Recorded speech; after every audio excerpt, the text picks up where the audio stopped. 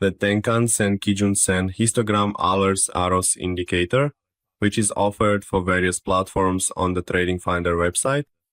From this section, you can download the indicator file for MetaTrader 4 and MetaTrader 5 platforms and run it on your chart.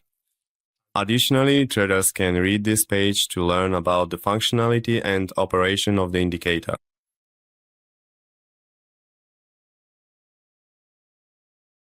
From the Navigator section, we select the indicator file and run the indicator by dragging the file onto the chart.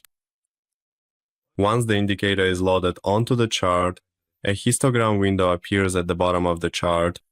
The Tenkan Sen Kijun Sen Histogram alerts arrows indicator is an advanced and enhanced tool based on the Ichimoku indicator, which performs its calculations using the Tenkan Sen and Kijun Sen lines.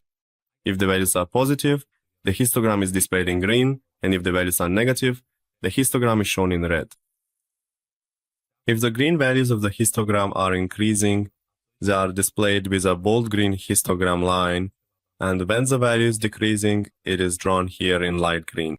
Also, when the value of the red histogram is decreasing, it is displayed with bold red histogram bars, and when it is increasing, it is indicated with orange histogram values.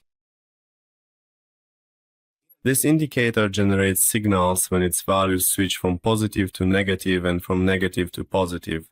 We can set up alerts for these signals and based on them, enter buy or sell trades in the market.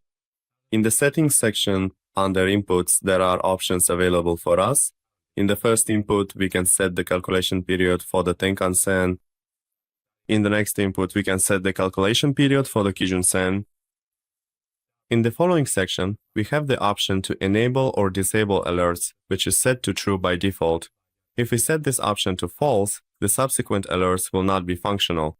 However, if this option is set to true, we can receive alerts even when the candle is still open and hasn't closed yet.